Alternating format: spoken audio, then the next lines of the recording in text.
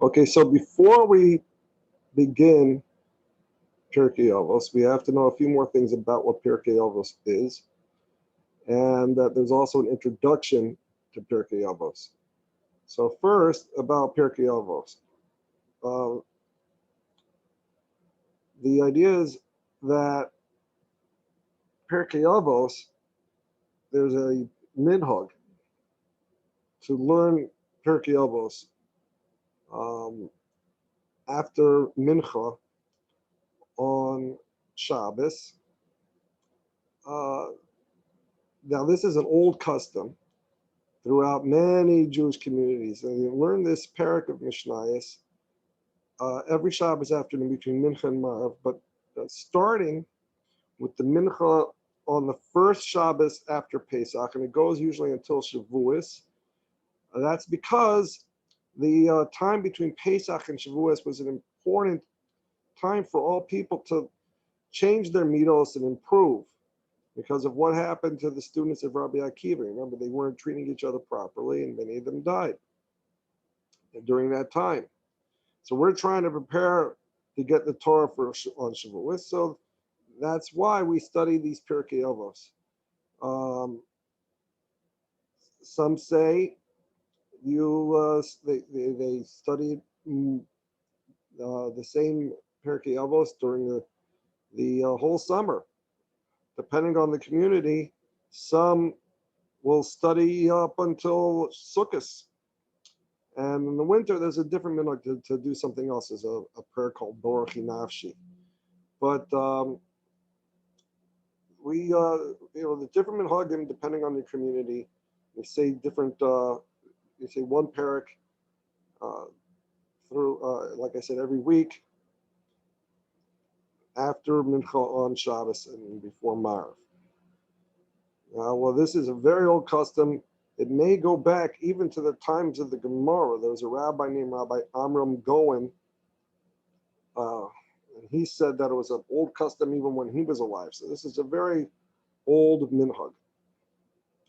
All right, so now let's go. Before we begin Pirkei Avos every week in Shul, they say this little introduction here. It's another Mishnah from the Masechta of Mishnayos called Sanhedrin. And it talks about how every Jew gets Olam Haba. Now, we say this as a comfort to people who are less knowledgeable of the Torah and may not feel that they're able to live up to the standards of Pirkei Avos. So this is a message to them that they're going to get a share in Olam Haba too, even if they are not able to do everything. The standards of the Mishnayos and Pirkei Avos are very, very high. So we're going to learn is the way to be a very good Jew and do all of these, keep all of the rules in Pirkei Avos is very hard. So somebody might say, oh no, I can't do that. So we learn this Mishnah. Kol Yisroel yesh lahem chelek la'olam haba. Every Jew, all Yisroel, has a chelek, a share, a portion in Olam Haba. Shenamar, as it says, Ba'amech kulam tzadikim. In your nation are all tzadikim, la'olam, forever. Yirshu oretz, they'll inherit the land. Neitzer mata'ai, the branch of my planting, ma'aseh yadai, the work of my hand, l'his po'er, to take pride in. Hashem takes pride in us. We are his special nation, and we're all going to get a share in Olam Haba. Even if we're not total tzaddikim the way it says in Pirkei Avos, we're all tzaddikim. And with very rare exception, which the rest of that Mishnah in Pirkei Avos of Sanhedrin talks about, we're all going to get a share in Olam Haba. How big a share? Well, that's a different thing. But we're all going to get a share in Olam Haba. It's something that we should all be very proud of and very happy about. And we work hard, and hopefully we'll get an even bigger share. But that's the idea of this introduction to Pirkei Avos. Every Jew gets something. Our job is to try our best. It's one of the Mishnayos later on, that in Pirkei Avos, lo lachaham l'chol ligmor. It's not up to us to finish it.